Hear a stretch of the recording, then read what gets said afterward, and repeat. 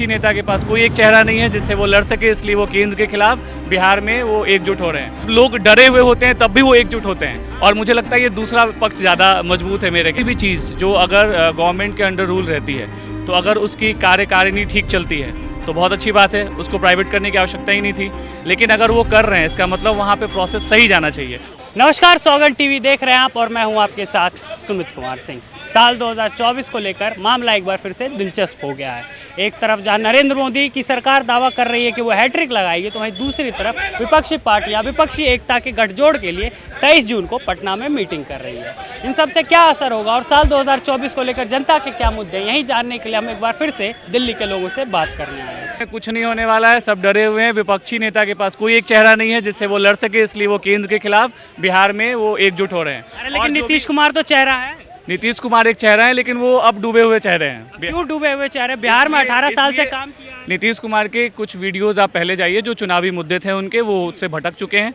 जिसको वो बताते थे, जिसके डीएनए में डाउट होता था, जिसमें चाचा भतीजा में जब विवाद होती थी, जहाँ पे कोई एक दूसरे पे विश्वास नहीं करता था, आज वो लोग लीड कर रहे हैं रीयूनियन को और विश्वास की बात कर रहे हैं। इससे आपको पता चलना चाहिए कि वो केंद्र के खिलाफ जो एकजुट हुए हैं उसमें कुछ है नहीं, वो डरे हुए हैं।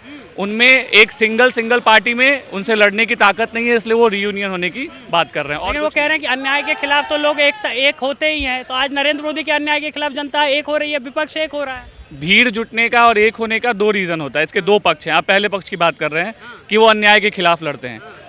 जब लोग डरे हुए होते हैं तब भी वो एकजुट होते हैं, और मुझे लगता है ये दूसरा पक्ष ज़्यादा मजबूत है मेरे ख्याल से। अच्छा, तो कांग्रेस की मजबूती पर क्या कहेंगे? कांग्रेस जो अभी कर्नाटक में जीती, भारत जोड़ो यात्रा का असर बता रही है, उसकी मजबूती पर क्या कहेंगे? क्या मोदी को टक्कर देगी? ये मैं कह सकता हूँ कि कुछ राज्यों में बीजेपी के अभी उतना पकड़ नहीं है, लेकिन इसका मतलब ये नहीं है कि कुछ राज्यों की वजह से केंद्र सरकार और मतलब मोदी और बीजेपी का जो एजेंडा है वो कमज़ोर होने वाला है।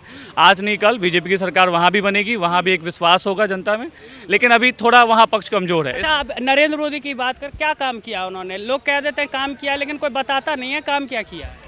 देखिए, कुछ चीज़ें जैसे नरेंद्र मोदी के खिलाफ जो बातें होती हैं, जो प्राइवेटाइजेशन की बात होती है, तो उसमें क्या है कि कोई भी चीज़ जो अगर गवर्नमेंट के अंडर रूल रहती है तो अगर उसकी कार्यकारिणी ठीक चलती है तो बहुत अच्छी बात है, उसको प्राइवेट करने की आवश्यकता ही नहीं थी। लेकिन अगर वो कर रहे हैं, इसका मतलब वहाँ पे प्रोसेस सही जाना चाहिए, और ये हो भी रहा है। आप देख रहे होंगे कि पहले बहुत सारी चीज़ों के लिए हम लोग को लंबी लंबी लाइनें लगानी होती थी, लेकिन आज जो डिजिटल इंडिया का उन्होंने जो शुरुआत या आगाज़ किया था, उस हिसाब से हम लोग देख सकते हैं कि बहुत सारी चीज़ें अब आपके पास है, आपके हाथ में, आप फ़ोन और इंटरनेट के थ्रू कर सकते हैं। तो एकदम से नकार देना कि उन्होंने कुछ नहीं किया था और एकदम से क्वेश्चन करना कि अब आप क्या करना चाहते हैं या आपने क्या देखा, वो उन्होंने किया क्या, तो ये गलत है कहीं ना कहीं। जब विपक्ष कह रहा है कि अगर सब कुछ प्राइवेटाइज कर देंगे तो फिर सरकार का क्या काम है? प्रधानमंत्री की पोस्ट भी प्राइवेटाइज कर दीजिए, कोई प्राइवेट एमडी आके बैठ जाएगा। देखिए, वो तो संविधान के खिलाफ ही चलेगा, कॉन्स्टिट्यूशन उसकी इजाज़त नहीं देती है, ये मजाक तौर पे हम लोग कह सकते हैं। लेकिन जिस चीज़ पे आप बात कर रहे हैं कि प्राइवेटाइज, अगर ये होने वाली होती, अगर गवर्नमेंट हर चीज़ का एक्सेस या एग्जीक्यूशन अच्छे से करता, तो मुझे नहीं लगता कि प्राइवेटाइजेशन जैसा कोई वर्ड आता। लेकिन अगर वो आया, इसका मतलब उसकी नीड थी। तो एक बात बताइए कि सरकार पे तो आरोप लगते हैं कि भैया ये जब से आए सिर्फ हिंदू मुसलमान कराते हैं। ज़्यादातर लड़ाई दंगे इन्हीं की सरकार में होते हैं। लगातार आरोप लगते हैं, लगातार हम कई नेताओं और मंत्रियों के बयान सुनते हैं जो ऊल जलूल बयान ही मैं कहूँगा, जो ऊल जलूल बयान देते हैं। मैं आपसे एक सवाल पूछता हूँ कि वो कौन है जो आरोप लगाते हैं? कांग्रेस लगाती है। और गिरिराज सिंह, केंद्रीय ग्रामीण विकास मंत्री, कितनी बार कह चुके हैं 47 में भेज देना चाहिए, इनके डीएनए में ही खराबी है, ये है।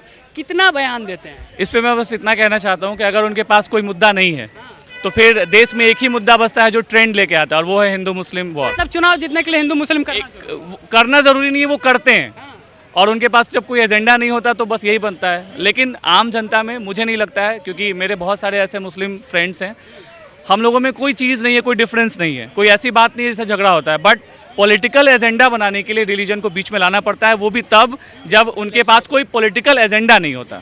कुछ नहीं है तो फिर बस हिंदू मुस्लिम ले आओ और जीत जाओ।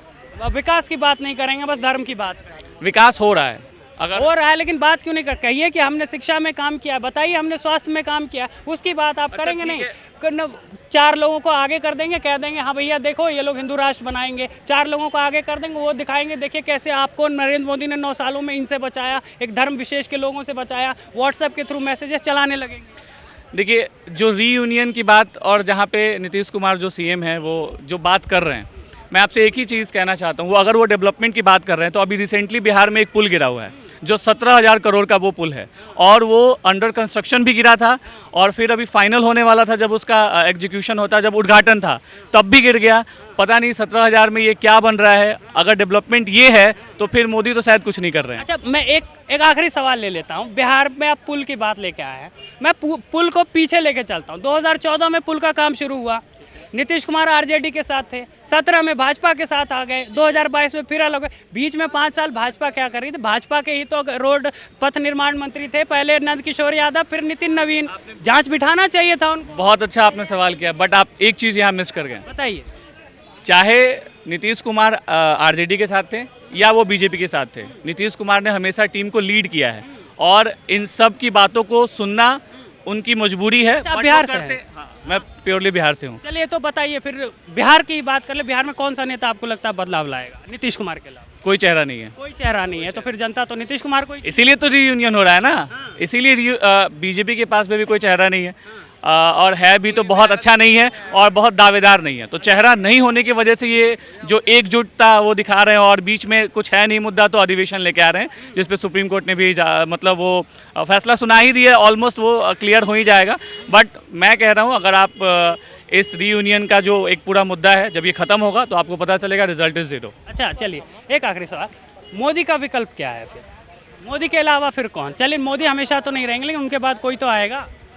एग्जैक्टली इसका आंसर तो मैं नहीं दे सकता कि मोदी के अलावा कौन, बट समहाउ लिटिल बिट अगर कहूँ तो थोड़ा बहुत योगी आदित्यनाथ हो सकता है कि उनके ऑप्शन में आए, लेकिन ये श्योर नहीं है, ये श्योर नहीं। अभी तक उतने दावेदार कोई नेता नहीं है। देखिए, नेता केजरीवाल हैं, राहुल गांधी हैं, इतने बड़े बड़े नेता हैं, मायावती है, अखिलेश हैं, सब तो प्रधानमंत्री बनना चाहिए। एकदम एक उम्मीदवार आप चुन लीजिए। बिल्कुल सही आपने कहा, जिनसे अपना राज्य नहीं संभल रहा है वो देश संभालेंगे। ये तो पूरा मजाक हो गया।